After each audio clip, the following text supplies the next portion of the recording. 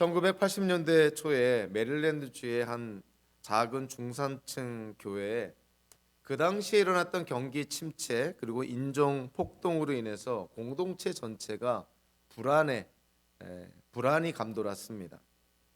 그 교회를 섬기는 목사님은 성도들이 그 불안에 너무나 허무하게 굴복하는 것을 목격하게 됐고요. 그래서 그 공동체를 위해서 바울 서신의 목소리를 빌려서 성도들에게 다가가기로 결심을 합니다. 그 목사님은 고어와 문어의 의미가 침식당한 갈라디아서를 미국이라는 지역의 일상어로 새롭게 번역하기 시작했고요. 그 번역 텍스트를 가지고 무려 9개월간 성도들과 함께 성경 공부에 집중하게 됩니다. 이후 9개월에 걸쳐 그 텍스트는 예배 회중을 위한 설교의 재료가 되었고, 마침내 이듬해 성령의 역사 가운데 그 목사와 회중의 협력으로 위대한 자유의 텍스트가 책에 담겨지게 됩니다. 그 책은 자유라는 제목으로 출판이 됐고요. 그리고 그 자유라는 책은 이후에 메시지라는 성경 번역의 귀중한 첫걸음이 됩니다. 이 이야기는 미국 메릴랜드 주에 있는 크라이스트 아워 킹 장로 교회에서 30년간 목회자로 섬겼던 유진 피러슨 목사님의 이야기입니다. 우리는 이 유진 피러슨 목사님이 경험한 그리고 그 공동체가 겪은 그 상황을 통해서 우리 자신에게도 질문을 해볼 수가 있는 것이죠. 우리는 기독교인으로서 얼마나 자유를 누리고 있는가? 예를 들어 유진 피러슨 목사님이 쓴 그 자유라는 책에 그 소제목들 가운데서 여러 가지 자유들을 언급하지만요, 굳이 마지막에 언급된 죽을 자유까지는 아니더라도 우리는 실패할 자유를 누리고 있는가? 그리고 우리는 나누어 줄 자유를 누리고 있는가? 우리는 얼마만큼이나 기독교인으로서 자유를 누리며 이 땅을 살아가고 있는가? 한번 자문해 볼 필요가 있는 것이죠. 혹여라도 우리를 불안해하고 염려하게 만들고 심지어 두렵게 하는 것들은 없는가? 기독교인으로서 마땅히 누려야 될 자유는 고사하고 오히려 세상 사람들보다 더 두려움에, 불안감에, 염려와 회의 속에 살고 있지는 않은가? 성경 저자들 가운데서 사도 바울이야말로 자유라는 문제에 대한 전문가라고 볼 수가 있습니다. 왜냐하면 신약 성경의 다른 책들에서 자유라는 단어가 8번밖에 나오지 않는데 바울 서신에서는 무려 28번이나 자유라는 단어가 사용이 되는 것이죠. 그 바울 서신들 가운데서 로마서에서는 7번, 고린도전서에서도 7번 자유라는 단어가 사용되는데 갈라디아 교회에 보낸 갈라디아서라는 편지에는 이 자유라는 단어가 10번이나 사용이 됩니다. 그만큼 이 갈라디아서에서 기독교인들의 자유를 강조했다, 그렇게 우리가 이해가 됩니다. 루터의 종교개혁 이후에 갈라디아서는 정말 기독교 자유의 대헌장으로 부를 정도로 사랑을 받습니다. 로마서처럼 기독교 신앙의 핵심 구원 과정이 그런 구원 과정에 대한 가르침이 이 서신서에 잘 담겨져 있고요. 예수님의 십자가 사건을 이해할 단서도 제공하고 있고, 율법에 대한 이해와 함께 믿음으로 구원 얻는 소위 이신칭의의 아주 핵심적인 그러한 내용도 담고 있고, 더 나아가 구원 이후의 기독교인의 삶에 대한 설명도 자세하게 언급이 되어 있습니다. 우리는 성경을 대할 때 어떤 이중적인 측면, 역설적인 측면이 있음을 잘 알고 있습니다. 우리는 어떠한 성경을 읽더라도 궁극적으로 우리가 추구하는 것은 그 성경이 오늘 이 시대를 사는 나에게 무엇을 말하고 있는가, 그것을 알려고 하는 것이죠. 성경이 나에게 오늘 무슨 말씀을 하는지를 알려고 한다면 역설적으로 내 상황을 벗어나서 그 성경이 쓰여질 때의 상황에서 성경을 이해할 필요가 있습니다. 즉 성경을 내 상황, 내 인생 중심으로 주관적으로 적용하기 위해서는 성경을 객관적으로 이해할 과정과 필요가 있다는 것이죠. 성경이 처음에 쓰여졌을 그 당시의 상황과 배경, 그거를 객관적으로 우리가 이해하지 않고 성경을 우리가 우리 마음대로 정말 아전인수격으로 성경이 쓰여질 때 상황을 배제하고 우리 멋대로 성경을 해석한다면 그것이야말로 정말 위험한 결과를 초래할 수가 있는 것이죠. 그래서 성경이 나에게 무슨 말씀을 하는지를 알려면 내 상황을 벗어나서 성경이 쓰여질 때 상황 속에서 성경을 객관적으로 이해하는 것이 가장 우선적으로 우리가 추구해야 될 과정입니다. 그래서 어떤 성경이든 간에 우리가 성경을 대하면 그 성경이 쓰여질 때 상황, 성경의 첫 번째 독자 또는 서신서 같은 경우는 그 서신서를 받는 수신자들에게 도대체 어떠한 상황 속에서 어떠한 문제에 대한 그런 해결책으로 사도 바울이 서신서를 썼는가, 성경을 객관적으로 역사적으로 상황적으로 이해를 하는 것이 무엇보다 중요하다는 것이죠. 그래서 오늘도 우리가 갈라디아서 전체를 우리가 함께 다룰 때 무엇보다 먼저 우리가 알아야 될 것은 갈라디아서의 배경을 알아야 됩니다. 도대체 갈라디아서는 누가 썼고 그리고 누구에게 쓰여졌고 어떠한 상황 속에 쓰여졌고 어떠한 역사적인 그런 상황적인 여건 속에서 이 갈라디아서가 쓰여졌는지 이거를 먼저 알아야 우리는 성경의 본질에서 벗어나지 않게 우리의 삶에 하나님의 말씀을 적용할 수 있다는 것이죠.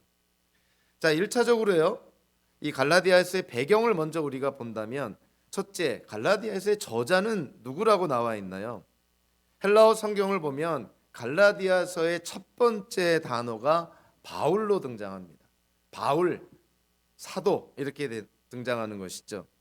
이 한글로 이렇게 번역하는 데 있어서 우리 1장 1절을 보면 사도가 된 나 바울이 이것이 맨 마지막에 등장하지만 헬라어 성경에서는 바울 사도라는 표현이 제일 먼저 등장합니다.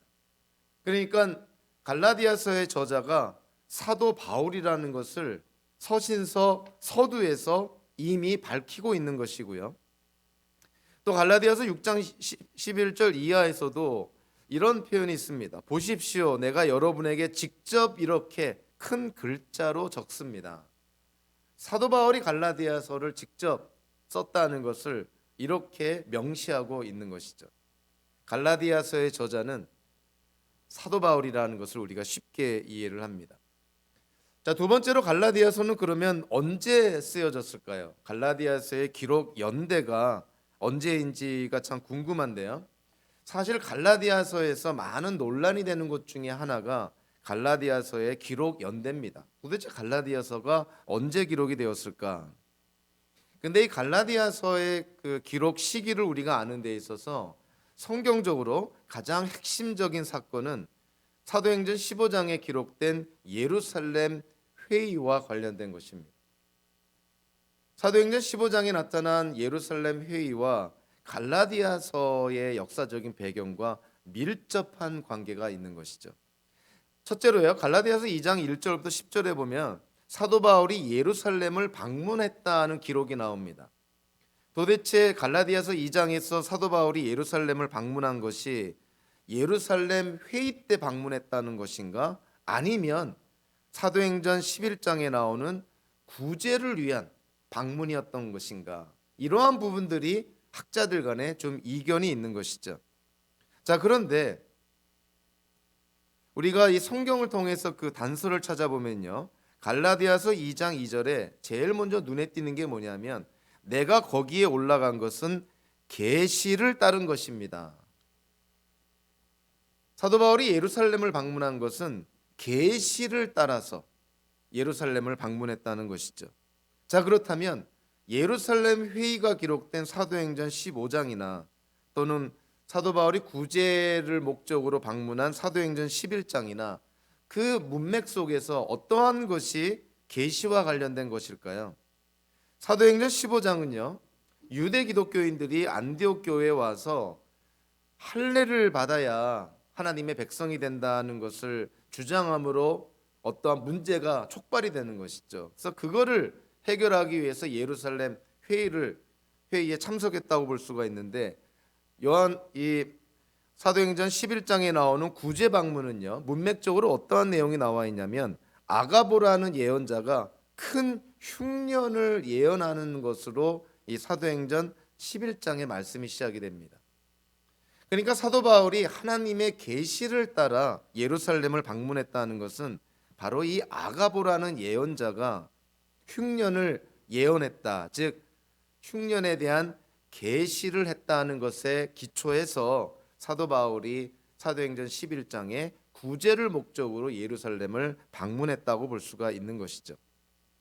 그리고 갈라디아서 2장 2절에 보면 또 어떠한 표현이 나와 있냐면 사도 바울이 이 예루살렘을 방문한 것이 이런 표현으로 나옵니다. 유명한 사람들에게는 따로, 또는 유명한 사람들에게는 사적으로 설명하였습니다. 그러니까 예루살렘 방문이 공적이기보다는 사적으로 방문했다는 것을 강조를 합니다.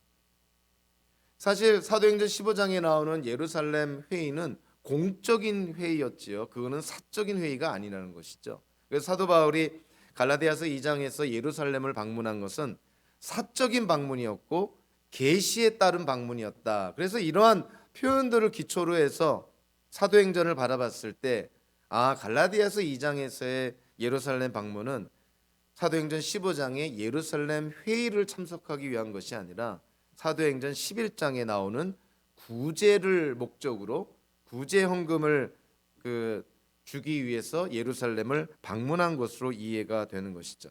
그러니까 한마디로 사도 바울의 이 방문은, 갈라디아서 2장의 방문은 예루살렘 회의 이전이라고 볼 수가 있는 것이죠. 자, 두 번째로 우리가 또 눈여겨볼 수 있는 사건은요, 갈라디아서 2장 11절부터 21절까지를 보면 아주 갈라디아서에서의 대표적인 사건이죠. 이 사도 베드로가 이방인들과 교제하다가 예루살렘에서 방문한 유대 기독교인들의 눈치를 보느라 사실 복음에서 벗어나서 이방인들과 식탁 교제를 중단하고 이방인들과 교제를 중단하는 그러한 위선적인 모습을 보입니다.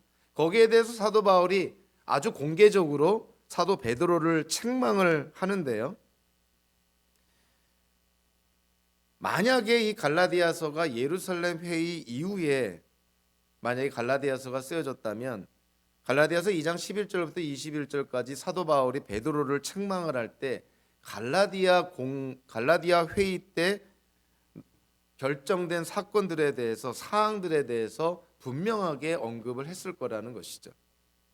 즉 예루살렘 회의 때 결정된 것이 뭐냐면 이제는 이방인들도 예수님을 믿음으로 구원을 받는 것이지 할례와 같은 어떤 그런 행위로 구원을 받는 것이 아니다. 그래서 이방인 기독교인들에게 할례를 요구해서는 안 된다는 예루살렘 회의의 결정이 있습니다. 그 예루살렘 회의 결정을 내릴 때 사도 베드로도 그 예루살렘 회의에 있었던 것이죠. 그래서 만약에 갈라디아서가 예루살렘 회의 이후에 쓰여졌다면 사도 바울이 베드로를 책망할 때 그 예루살렘 회의에서 결정된 내용들을 분명히 언급했을 것입니다. 그런데 갈라디아서 2장 11절과 21절에 보면 그 예루살렘 회의에서 결정한 사항들에 대한 언급이 전혀 나오질 않아요. 그래서 우리가 이런 것을 통해서 쉽게 추측할 수 있는 것은 갈라디아서는 예루살렘 회의 이전에 쓰여졌다는 것으로 우리가 이해가 되는 것이죠. 그러면 사도 바울의 그런 어떤 행적을 우리가 추적해 보면 사도 바울이 1차 선교 여행이 주 46년에서 47년 사이에 일어났는데요. 그리고 예루살렘 회의는 주 48년에서 49년 사이에 일어납니다. 자, 그렇다면 갈라디아서는 언제 쓰여졌냐면 바울의 1차 선교 여행 이후 예루살렘 회의 이전에 그 사이에 쓰여졌다고 볼 수가 있는 것이죠. 그래서 갈라디아서가 쓰여진 연대는 대략 주 46년에서 48년이나 9년 사이에 쓰여졌을 것이다, 이렇게 추측을 합니다. 만약에 이러한 추측이 맞다면 바울 서신 가운데서 가장 먼저 쓰여진 것이 갈라디아서예요. 그리고 신약 성경에서 가장 먼저 쓰여진 책이 갈라디아서입니다. 우리가 잘 아는 것처럼 바울 서신은 복음서보다 먼저 쓰여졌고요. 그 바울 서신 가운데서 갈라디아서가 제일 먼저 쓰여졌다면 신약 성경 27권 가운데서 가장 먼저 쓰여진 책이 갈라디아서라는 것이죠. 그래서 우리가 갈라디아서의 내용을 이해하는 것이 아까도 언급된 것처럼 신약 성경의 다른 책들을 또는 다른 바울 서신서들을 이해하는데 굉장히 중요한 기초를 제공한다는 것이죠. 갈라디아서가 가장 먼저 쓰여진 바울 서신서라는 것에 우리가 그러한 이해를 한다면 당연하게 나오는 것이 뭐냐면 이 갈라디아서라는 편지를 받아보는 수신자, 이 갈라디아서를 읽는 사람들이 누구냐면요, 사도 바울이 1차 선교 여행 때 갈라디아 지방의 남부에서 교회를 개척하게 됩니다. 비시디아 안디옥이라든가 이고니온이라든가 루스드라, 더베, 이런 갈라디아 남부 지역에 있는 도시들의 사도 바울이 교회를 개척하게 되는데, 갈라디아서는 그 갈라디아 남부 지역에 개척한 교회를 향한 편지라고 이해가 되는 것이죠. 그래서 갈라디아서를 읽는 독자들은, 갈라디아서라는 편지를 읽는 사람들은 바로 갈라디아 남부 지방에 사도 바울이 1차 선교 여행 때 개척한 교회의 성도들이다, 이렇게 이해가 됩니다. 도대체 어떠한 상황에서 사도 바울이 갈라디아 그 교회에 갈라디아서라는 편지를 보냈을까요? 사도 바울이 갈라디아서 2장 1절부터 10절까지 구제 방문을 마친 후에요, 안디옥으로 돌아가서 바울은 바나바, 마가와 함께 1차 선교 여행을 떠납니다.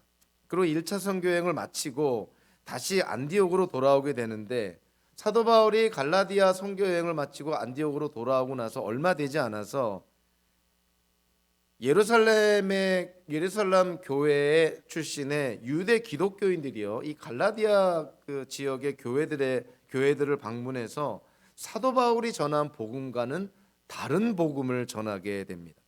즉 믿음으로만 구원을 받는 것이 아니라 믿음도 필요하지만 아브라함의 예를 들면서 할례를 받아야 된다. 이방인들 너희들이 하나님의 백성이 되려면 예수님을 믿는 것뿐만이 아니라 할례를 받아야 된다. 이렇게 소위 사도 바울의 표현대로 다른 복음을 전하게 되는 것이죠.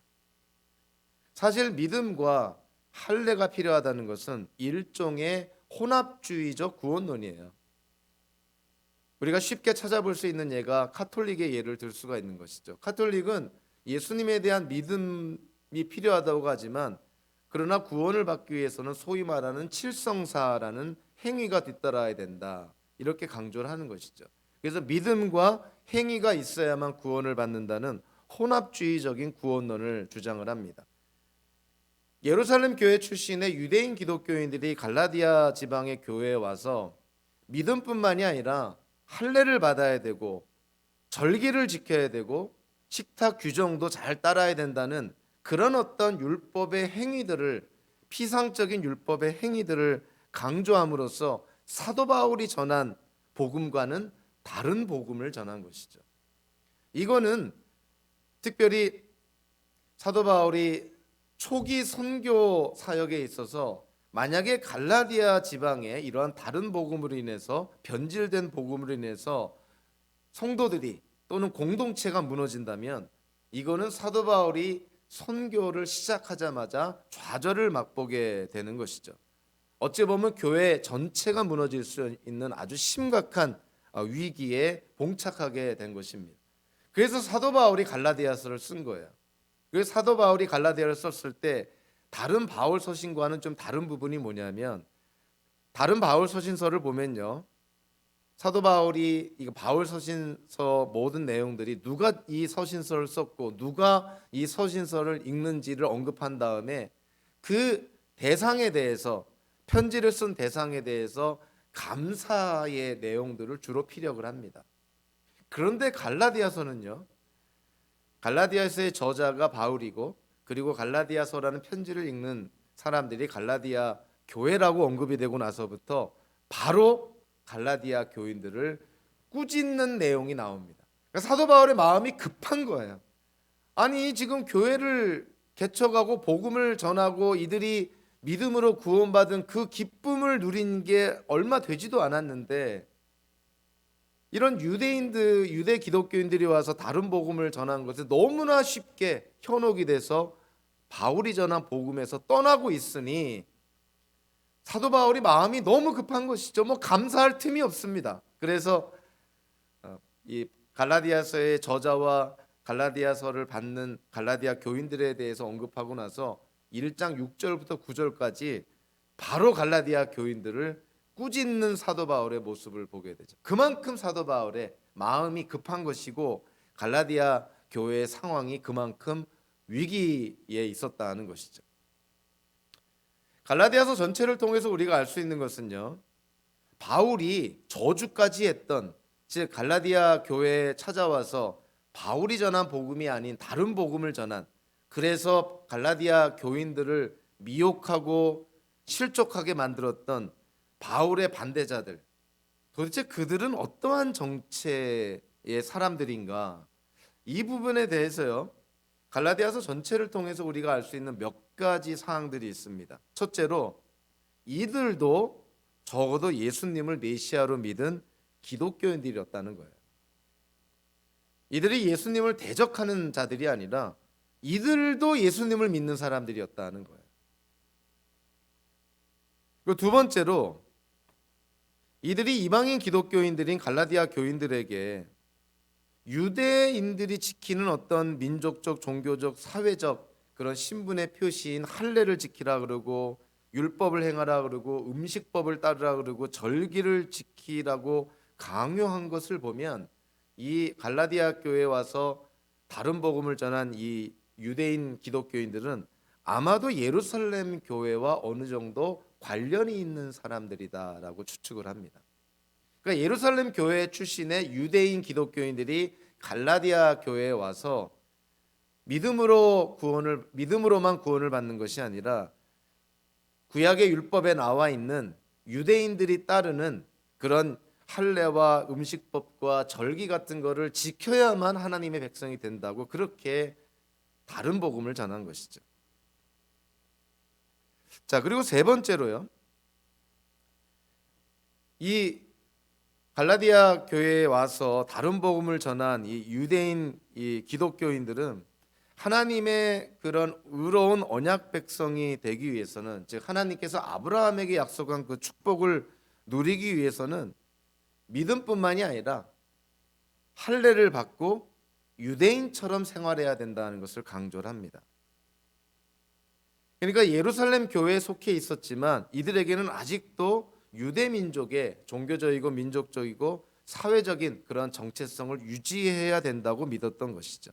그래서 이런 어떤 그 예루살렘 출신의 유대인 기독교인들의 주장 때문에 많은 신학자들이요, 이들을 어떻게 표현하냐면 유대주의자들이다라는 표현을 씁니다. 유대주의자들이라 그래서 이들이 유대 구약의 율법만을 믿는 사람들을 의미하는 것은 아니고 이들도 예수님을 메시아로 믿은 기독교인들이고 예루살렘 교회 출신이라고 쉽게 이해가 되는데, 그럼에도 불구하고 이들은 유대교의 배경을 갖고 있기 때문에 이방인 기독교인들에게 유대인의 구약의 율법대로 살 것을 그렇게 강요했던 것이죠. 그러한 위기 속에서 사도 바울이 그러한 갈라디아 교회의 문제를, 어려움을 듣고 갈라디아서를 쓰게 된 것입니다. 갈라디아서의 구조를 바라보는 시각도 두 가지로 우리가 이해를 하는데요, 전통적인 관점이 있고, 그리고 제가 보기에 가장 갈라디아서를 일관성 있게 이해하는데 가장 최선의 구조가 있는데요, 첫 번째로 전통적으로 갈라디아서를 어떻게 이해하냐면 3등분 구조로 이해를 합니다. 갈라디아서가 6장으로 되어 있는데요, 처음 1장과 2장은 사도 바울의 그런 자기의 사도직과 사도 바울의 복음을 변호하기 위한 바울의 자서전적인 변증으로 이해를 합니다. 그리고 3장과 4장은 갈라디아서의 가장 핵심인 신학적 논증, 그리고 마지막 5장, 6장은 이제 윤리적 권면으로 그렇게 이해를 합니다. 자, 이런 전통적인 구조에 따르면요, 갈라디아서의 강조점은 어디에 강조를 두고 있냐면 사도 바울의 자서전적인 변증도 아니고 윤리적인 권면도 아니고 3장과 4장에 집중되어 있는 신학적 논증에 강조점을 두는 것이죠. 그래서 갈라디아서의 내용이 마치 신학적인 교리적인 그런 교육, 그런 가르침을 위한 서신서처럼 오해할 수가 있는 것이고요. 나중에도 또 언급이 되겠지만 갈라디아서를 이렇게 이해함으로 말미암아 나타났던 부작용 가운데 하나가 뭐냐면 신학과 삶이 분리되는 결과가 나오게 되는 것이죠. 갈라디아서에서의 그런 신학적인 논증만 강조를 하다 보니까 정작 5장 6장에서 사도 바울이 강조하는 신앙인의 삶, 윤리적인 권면을 무시하는 결과가 초래하게 됩니다. 마치 갈라디아서 5장 6장에서의 그런 복음을 살아내야 되고 성령을 따르는 삶을 살아야 되고 윤리적인 그런 권면을 마치 부록처럼 생각하는 거예요. 3장 4장이 제일 중요하다. 그래서 이런 전통적인 3등분 구조를 했을 때 아주 위험한 그런 부작용이 초래가 되는 것이죠. 그러나 우리가 이 갈라디아서 구조를 바라볼 때 제가 가장 갈라디아서를 이해하는데 가장 성경적인 해석이라 하는 것은 다음과 같은 설명입니다. 사도 바울도 헬라의 문화권 속에 살고 있었으니 사도 바울도 그 당대 손꼽히는 지성인 중에 한 명이었으니 그 당시에 많은 사람들에게 알려지고 또 실제로 사용하고 있는 아리스토텔레스의 수사학을 기초로 한 헬라의 수사학을 사도 바울도 직간접적으로 서신서를 쓰는데 적용했을 거라는 것이에요. 아리스토텔레스의 그 수사학을 보면요, 특별히 권면적 수사학, 누군가에게 권면을 위해서 아리스토텔레스의 수사학을 보면요, 세 가지 요소가 있습니다. 헬라어로 에토스라는 단어가 있고 페토스라는 단어가 있고 그리고 로고스라는 단어가 있는데요.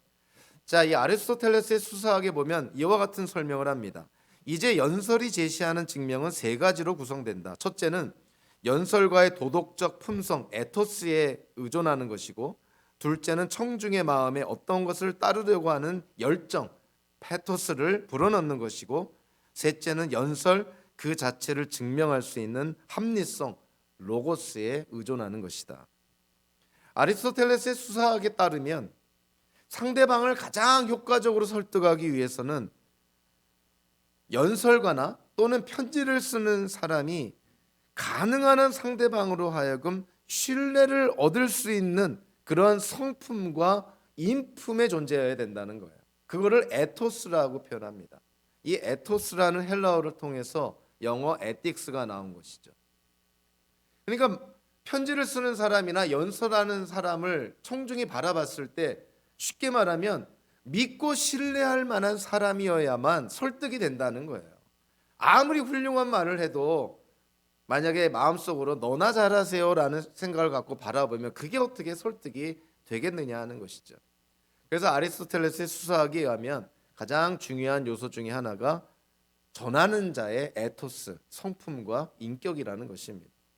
그리고 나서 그 다음에 중요한 것이 상대방의 마음을 움직일 수 있는 페토스.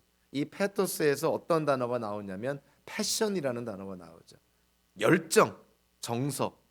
그러니까 설교자나 편지를 쓰는 저자의 인격을 통해서 설교를 듣는 또는 편지를 읽는 그런 독자의 마음이 움직여야 된다는 거예요.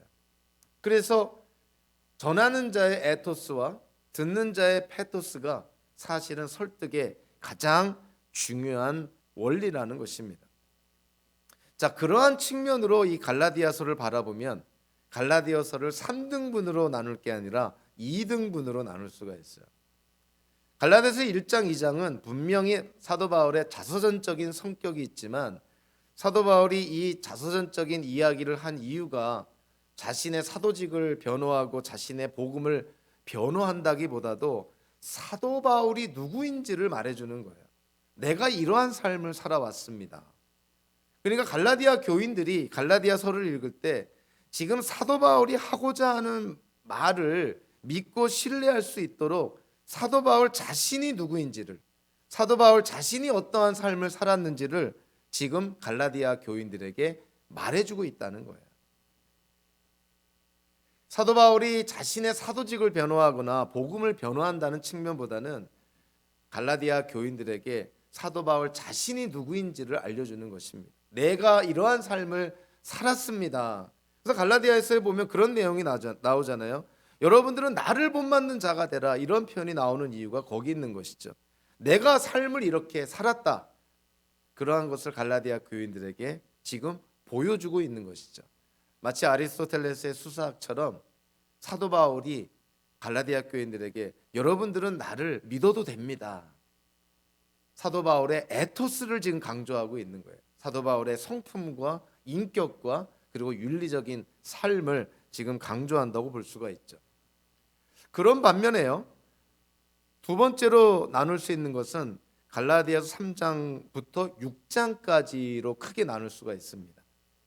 갈라디아서 1장과 2장은요, 그 문장의 주어가 대부분 1인칭이에요.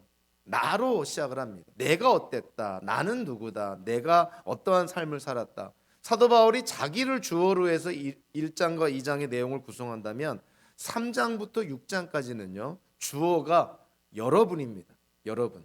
갈라디아 교인들에게 사도 바울이 여러분, 너희가, 이렇게 표현하는 것이죠. 그러니까 1장과 2장의 그런 어떤 그 내용과 3장부터 6장까지의 내용이 전혀 다를 수 있는 것을 우리에게 알게 되죠. 그러니까 사도 바울이 1장과 2장에서 자신의 에토스, 자신의 성품과 인격, 자신이 믿고 신뢰할 만한 사람이라는 것을 강조했다면 3장부터 6장까지는 이제 갈라디아 교인들에게 그들이 구원받은 자로서 어떠한 삶을 살아야 되는지를 권면하는 것에 초점을 맞춥니다. 그래서 5장과 6장이 사실은 부록이 아니고요, 사도 바울이 가장 하고 싶은 말이 5장과 6장의 말씀이에요. 그런데 그 5장과 6장의 말씀을 강조하기 위해서 3장과 4장에서 어떤 근원을, 기초를, 5장과 6장과 같은 삶을 살아야 될 기초를, 신학적인 이유를 3장과 4장에서 말하고 있는 것이죠. 그래서 3장과 4장에서는 신학적인 논증, 우리가 요즘 말로 하면 어떤 교리적인 그러한 가르침을 전할 때 직설법으로 전합니다. 이렇다 저렇다. 근데 5장과 6장은 어떠한 문장 형태가 나올까요? 당연히 갈라디아 교인들을 권면하는 내용이니 명령법 형태로 문장이 구성이 되는 것이죠. 그러니까 3장과 4장에 신학적이고 교리적인 그러한 그 진리에 관한 내용을 직설법으로 설명하고 나서 마침내 사도 바울이 말하고 싶은 5장과 6장에서 갈라디아 교인들에게 권면하는 것이죠. 당연히 그 권면은 명령법으로 사용이 됩니다. 그래서 바울 서신을 우리가 갈라디아서뿐만이 아니고요, 뭐 에베소서도 그렇고 뭐 다른 서신서 보면은 대체적으로 구조가 그렇게 돼 있어요. 처음에 복음의 진리에 대해서 평이한 문장, 직설법 형태로 복음을 설명을 합니다. 그러고 나서 서신서의 후반부는 어떻게 되냐면, 여러분들이 이 복음을 이해했기 때문에, 여러분들이 이 복음을 받아들였기 때문에 이제 여러분들이 이렇게 살아야 됩니다 하고 명령법으로 문장이 구성이 되어 있죠. 그러니까 갈라디아서도 마찬가지인 것이에요. 3장과 4장에서 신학적이고 교리적인 논증을 사도 바울이 강조하면서 5장과 6장에서 마침내 사도 바울이 갈라디아 교인들에게 하고 싶은 말을 합니다. 성령을 따르는 삶을 살아라, 성령의 열매를 맺어라, 믿는 자답게 살아라, 이렇게 지금 강조하고 있는 것이죠. 그래서 갈라디아서의 구조를 우리가 생각한다면 전통적으로 1, 2장, 3, 4장, 5, 6장 이렇게 3등분으로 구성하기보다는 이 아리스토텔레스의 수사학에 기초해서 그것을 반영한 사도 바울이 1장과 2장에서 사도 바울의 에토스를 강조하고 3장부터 6장까지는 바로 갈라디아 교인들의 페토스를 강조하는 이러한 2등분 구조로 갈라디아서를 이해하는 것이 갈라디아서 전체를 이해하는 데 가장 최선의 그런 이해라고 생각을 합니다. 갈라디아서의 내용을 통해서요, 우리가 이미 갈라디아서가 누구에게 쓰여졌고 어떠한 상황 속에 쓰여졌고 갈라디아서의 구조가 어떻는지를 통해서 우리는 이미 갈라디아서의 내용이 어떤 것일 거라는 것을 우리는 이미 어느 정도 예측이 됩니다. 사도 바울이 지금 갈라디아서의 상황을 위기 상황으로 보고 그들에게 다시금 사도 바울이 전한 복음으로 돌아오도록 정말 사도 바울이 급한 마음에 갈라디아 교인들을 꾸짖으며 신학적이고 교리적인 논쟁을 통해서 5장과 6장에서 갈라디아 교인들에게 권면을 하는 것이죠. 명령어로 이렇게 살아야 됩니다, 여러분들. 이렇게 강조를 합니다. 갈라디아 교인들에게 나타난 문제의 핵심은요, 율법으로 의롭게 되려는 그러한 사람들의 이야기가 아니라고 볼 수가 있어요. 오히려 거의 정반대다, 이렇게 볼 수가 있습니다. 목회서신에 보면 이런 말이 있죠. 겉으로는 경건하게 보이나 경건함의 능력을 부인하는 사람들에 대해서 사도 바울이 꾸짖는 장면이 나오는데요, 이 갈라디아 교인들이 그러한 삶을 지금 향하여 나아가고 있다는 것이죠. 할례나 또는 유대교 구약의 어떤 절기 준수와 같은 이런 어떤 무가치한 계명들에 집착하면서 정작 기독교인들이 살아야 될 믿음과 성령의 삶을 내팽개치고 있다는 것이에요. 그러니까 갈라디아 교인들의 삶을 통해서 보면 그들이 정작 중요하게 생각할 믿음으로 살아야 되고 믿음 가운데 역사하는 그런 사랑의 실천을 하면서 성령의 인도하심을 따르는 그러한 삶, 그래서 성령의 열매를 맺는 그러한 삶을 살아야 되는데 오히려 그러한 삶은 내팽개치고 할례나 절기나 음식법 같은 이러한 정말 아무런 의미가 없는, 이래도 되고 저래도 되는 그런 아무런 의미가 없는 그러한 율법의 행위들에 초점을 맞추는 그러한 삶을 사도 바울이 아주 준엄하게 꾸짖고 있는 것이죠. 그거는 기독교인의 삶이 아니라는 것이에요. 실제로 유대인을 유대인답게 하는 가장 두드러지게 하는 정체성, 그들의 정체성을 나타내는 표지들이 바로 이런 거였습니다. 할례를 행하고 안식일을 지키고 안식일에 일도 안 하고요, 누가 죽어나가도 손 하나 깜빡하지 않고 음식법을 지키고 절기를 지키고 이런 어떤 유대인들의 정체성을 나타내는 표지들, 이러한 것들을 갈라디아 교인들이 지금 흉내내고 있다는 거예요. 그러니까 사도 바울이 이 지금 무슨 소리냐, 예수를 믿음으로 구원을 받은 여러분들이 어떻게 구원받기 전의 모습으로 돌아가려고 하느냐. 사실 유대인들도 그들이 할례를 행하고 안식일을 지키고 음식법을 지키고 절기를 지킨다고 하지만 사도 바울이 갈라디아서 6장 12절에서 그들을 어떻게 꾸짖냐면 그들이 율법의 행위는 하고 있지만 율법의 본질은 지키지 않고 있다고 얘기하고 있거든요. 그러니까 지금 갈라디아 교인들이 하나님의 율법의 본질을 지키는 것이 아니라 유대인들처럼 껍데기만 지금 흉내내고 있다는 거예요. 자, 그래서 제가 참고하는 어떤 주석을 쓴 그 목사님, 교수님은요, 그분이 PhD 논문이 갈라디아서에 관한 것인데 그분이 갈라디아 교회의 위기를 한마디로 어떻게 묘사하고 있냐면 위선적 영성의 유혹이다, 이렇게 표현합니다. 위선적 영성, 그러니까 흉내만 내는 것이고 남에게 보이기 위한 것이고 속은 텅 비어 있고 껍데기만, 딱딱한 껍데기만 지금 포장하고 미화하려는 그런 위선적 영성의 위기가 바로 갈라디아 교회가 놓여 있는 상황이라는 거예요.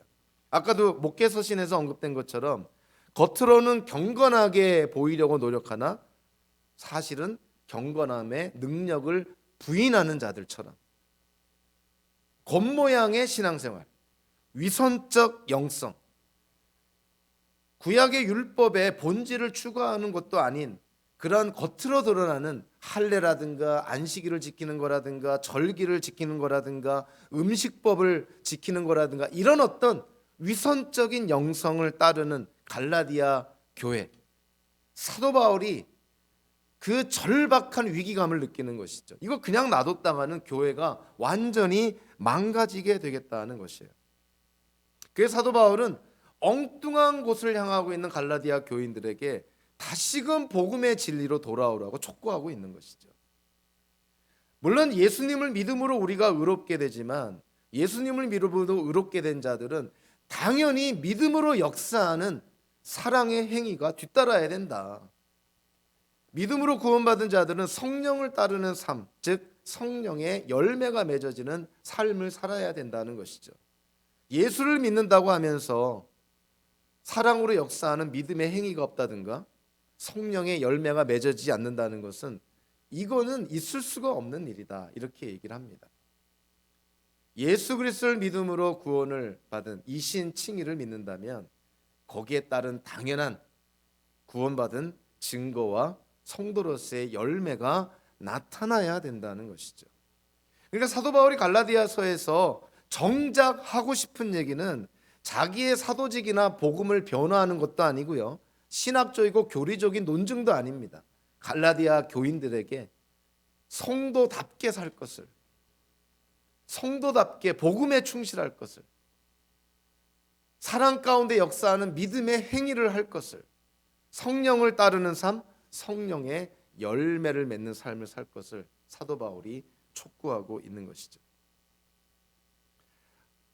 아마도 이 갈라디아서를 이해함에 있어서 특별히 갈라디아서 구조를 전통적인 3등분으로 그 구조를 이해해서 갈라디아서의 핵심이 3장 4장에 사도 바울이 직설법적으로 표현한 신학적이고 교리적인 논증이 갈라디아서의 핵심이다, 이렇게 이해를 해서 갈라디아서는 신학적이고 교리적인 가르침을 위한 서신서처럼 이해를 해서 5장과 6장은 그거는 그냥 부록으로 딸려오는 것이고 그건 별로 중요한 것이 아니고 3장과 4장만 이해하면 돼. 우리가 믿음으로 의롭게 된다, 예수님을 믿기만 하면 된다, 이것만 강조하고 5장과 6장을 강조하지 않다 보니까 한국교회에서 어떤 일이 일어납니까? 우리가 믿음으로 의롭게 됐다, 이것만 강조하니까 믿음에 따른, 믿음이 수반하는 믿음의 결과인 삶의 모습이 안 나타나는 것이죠.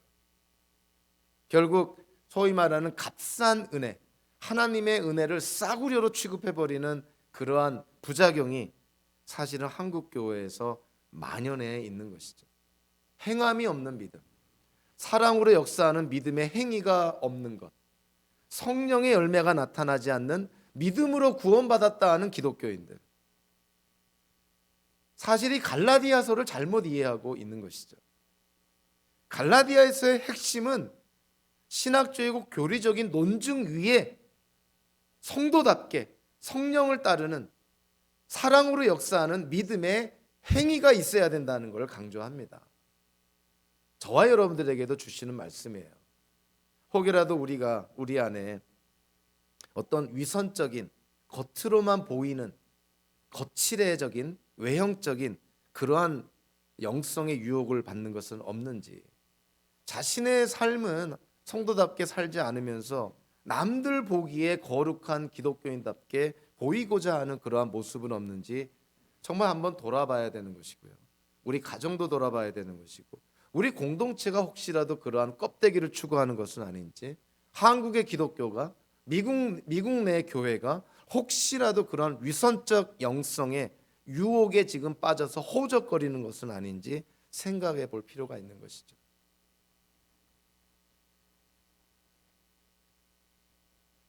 저는 오늘 이 갈라디아서를 보면서, 이 갈라디아서에도 나와 있지만 로마서에서도 강조한 아주 중요한 말씀이 하나 있습니다.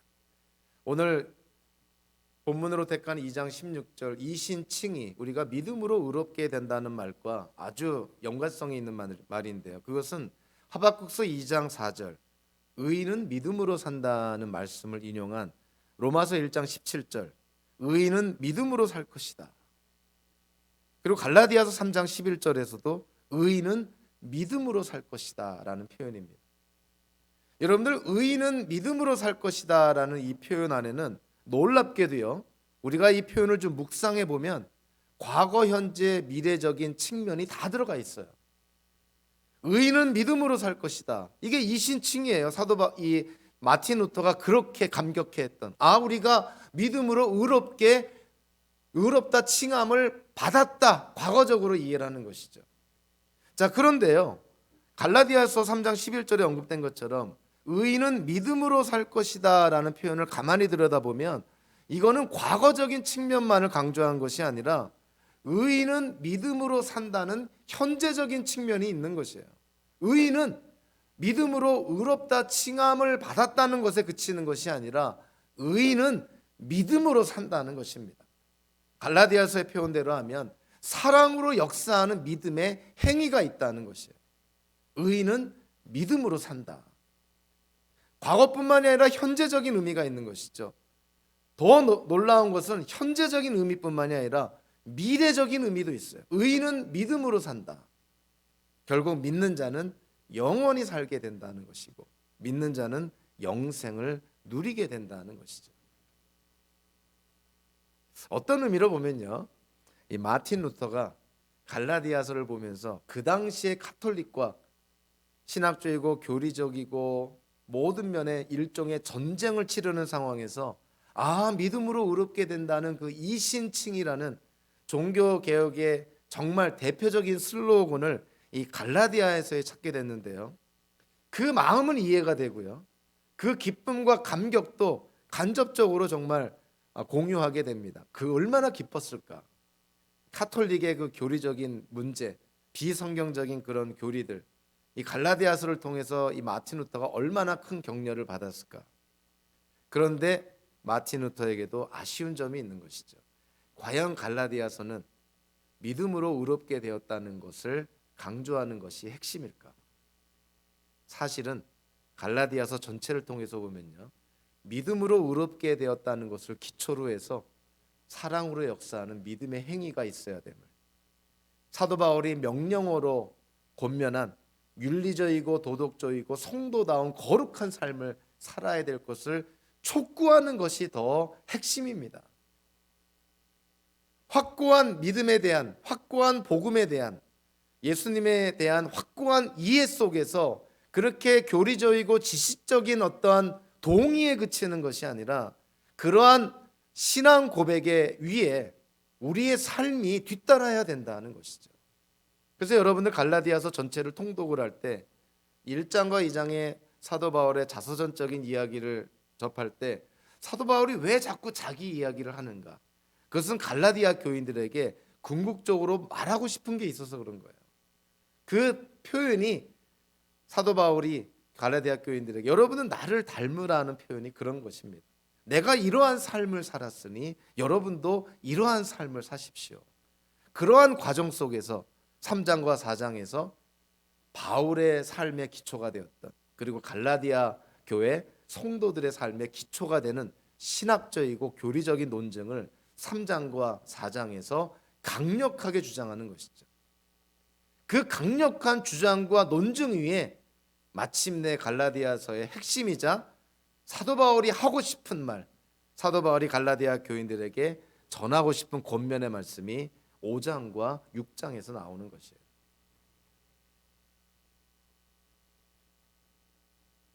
아무리 신학적이고 교리적으로 옳은 것을 믿고 그것을 진리라고 동의한다 하더라도 거기에 따른 삶이 드러나지 않는다면, 거기에 따른 행함이 뒤따르지 않는다면, 성령의 인침으로 구원받았음을, 중생했음을 확신하면서 삶에서 그 성령의 역사로 말미암은 열매가 나타나지 않는다면 과연 이것이 정상적이고 성경적인가? 사도 바울의 표현은 그렇지 않다는 거예요. 성령의 역사로 성령으로 다시 태어나서 중생한 기독교인들이라면, 예수를 믿음으로 의롭게 되었다는 하나님의 약속을 받았다면 의로운 자로서 이 땅을 살아가야 되는 것이죠. 우리는 구원의 과정을 이해하기 위해서요, 칭의와 성화와 영화라는 그러한 개념을 도입을 합니다. 의롭다 칭함을 받는 것, 칭의, 거룩하게 되어지는 성화, 그리고 부활할 때 우리가